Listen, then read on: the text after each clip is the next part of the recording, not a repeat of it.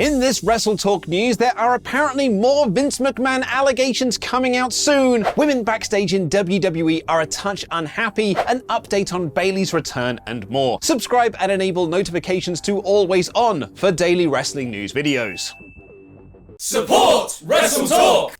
It's been just over a month since the Wall Street Journal published a story that claimed Vince McMahon had an affair with a WWE employee, then paid her $3 million as a separation agreement. The WWE board announced they would investigate the matter. Vince stepped down as CEO of the company, replaced by his daughter Stephanie McMahon, but continues his role as head of creative for the shows. McMahon himself has since made several appearances on both Raw and SmackDown, with Fightful Select reporting that Vince's attitude was F him with regards to the allegations. While the story was a bit gross, with one part of it alleging that McMahon passed the employee to head of talent relations John Laurinaitis like a toy, there is, in theory, nothing illegal. The story says that McMahon used his own money to pay the woman off, not company money. The big issue for the board would be if McMahon really did double her salary after the relationship began. The second story, released a couple of weeks ago, was much worse. The second Wall Street Journal article alleges that McMahon has paid over $12 million in hush money over the last 16 years to 4 women to suppress allegations of sexual misconduct and infidelity, including a former wrestler who, after turning down the sexual advances of McMahon, was demoted, then not re-signed in 2005. Another was sent unsolicited nudes by McMahon and was said to have been sexually harassed on the job. But nothing has changed in WWE since the second story. Stephanie is still the interim CEO, the board are still doing their investigation, and Vince McMahon is still head of creative, though he hasn't appeared on TV since the second Wall Street Journal article, which, let's be honest, we all thought he would. John Laurinaitis, however, has been placed on administrative leave, with Bruce Pritchard taking over his role. The most striking thing for me about this story, though, is the mainstream publicity it's starting to get, and how it has shined a light onto the quite shadowy world of professional wrestling. I've now made 2 appearances on the Law and Crime Network here on YouTube, which has over 3 million subscribers, to talk about these stories, and believe me, they couldn't quite figure out why Vince was parading himself on TV while under investigation for potential sexual misconduct, because outside of the wrestling bubble, that's a weird thing to do. And that mainstream eye could only get worse for Vince and WWE, as Mike Johnson of PW Insider is reporting that there are more stories being worked on about McMahon by mainstream news outlets. HBO's Real Sports has reportedly been reaching out to former female talent in WWE for a story about McMahon's allegations for their TV show. And the Wall Street Journal are working on a third story about Vince,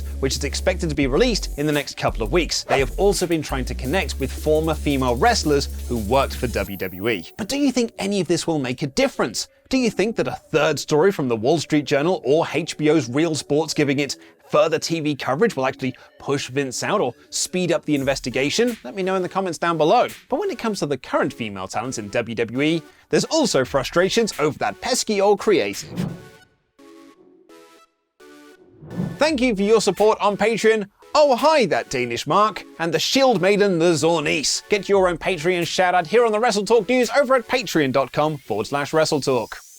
To paraphrase the great Sinead O'Connor, it's been several hours and 63 days. Bloody hell, it's a good song. Since Sasha Banks and Naomi walked out on WWE over frustrations with their creative. But these frustrations over creative weren't just seemingly shared by Banks and Naomi, as according to a new Fightful Select report, things only got good for the women's division recently in terms of creative. Sean Ross Sapp has learned of several female talent that were frustrated with their utilization on Raw and SmackDown, from the bottom of the card all the way to the top during the spring period. Apparently there had been growing frustrations backstage over the booking of certain female talent on both shows, with Fightful noting that Alexa Bliss, Shotzi, Aaliyah, Xia Li, Doudrop and Nikki ASH had not been used in the weeks leading up to WrestleMania, which surprised many according to the report. However, no one spoke up about this as they were waiting for things to fall in place, like the returns of Lacey Evans and Asuka, as well as Charlotte Flair taking time off and Ronda Rousey coming back into the company, before taking any of these complaints to the higher-ups. Rousey, according to this report, report, has been more than willing to work with a variety of different talent on SmackDown, with her photographer even claiming that it was her idea to have Liv Morgan cash in her Money in the Bank to win the SmackDown Women's Championship. And Fife will note that since May 13th, there has been more effort put in place to feature women on both Raw and SmackDown in prominent roles, with varying creative satisfaction, though I would argue it is still better than AEW's women's division. May 13th may sound like a familiar date to you, but that's probably just because it was 3 days before Banks and Naomi walked out on WWE over creative frustrations. According to Fightful Select, Banks and Naomi leaving accelerated the decision to feature women in more prominent roles on the shows. The most damning part of this report, however, comes at the end, where one source told SRS that Vince McMahon was more concerned with squeezing himself onto television after the Wall Street Journal story than actually making sure female talent was booked and protected on the show. But how else would we know that John Cena is going to be on Raw the following week? Even though they'd announced it earlier in that same episode.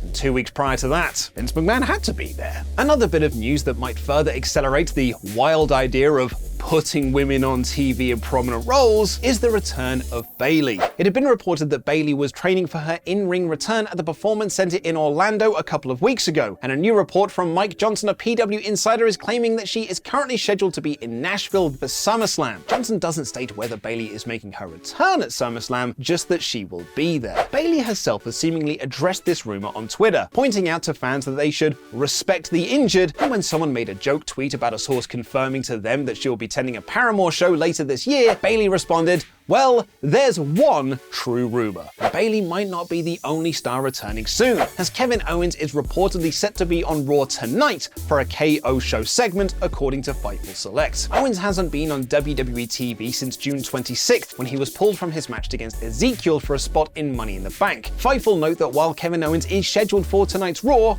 plans can change, especially as WWE have not advertised this happening. Not that advertising something that will never happen has never stopped them before.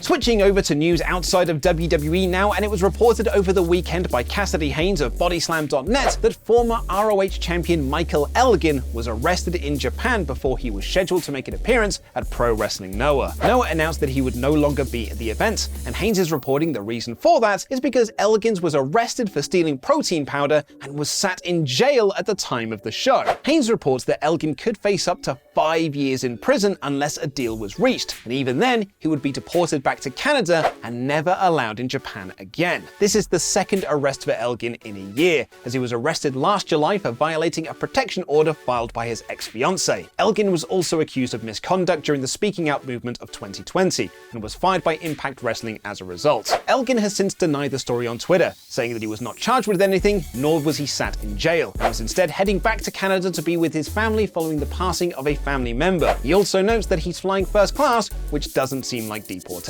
Over in AEW land now, and an update on the status of Santana, who picked up an injury during the Blood and Guts match on Dynamite a few weeks ago. Fightful Select are reporting that Santana sustained an ACL injury, which sources say could put him on the shelf for 8 to 12 months. Santana was in Puerto Rico this weekend to relinquish the LAWE World Championship and was spotted on crutches, with sources saying that he has not had surgery as of yet. Santana had seemingly been counting down the days to leave AEW, going by his Twitter, with several reports saying that he was unhappy with the company and there was a rift between him and his tag partner Ortiz. Santana had been accepting indie bookings as a single star prior to the injury, and we wish him the speediest of recoveries. And finally, choo-choo, the train is pulling into spoiler station for this weekend's Death Before Dishonor. So if you want to stay spoiler-free, I would suggest clicking another WrestleTalk news video in 3, 2, 1.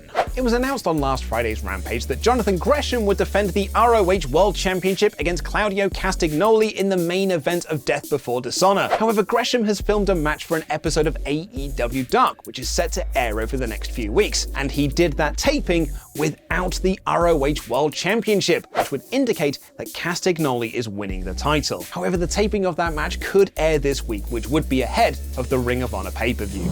Starting this week's news with some positivity, the power of positivity, if you will. Big E remains on the shelf after suffering a serious neck injury on the March 11th edition of SmackDown. During the New Day's match with the Brawling Brutes, and that name still sucks, don't worry, you haven't gone mad, Rich Holland delivered a belly-to-belly suplex on the floor to Big E, where he landed on his head and neck instead of flat on his back.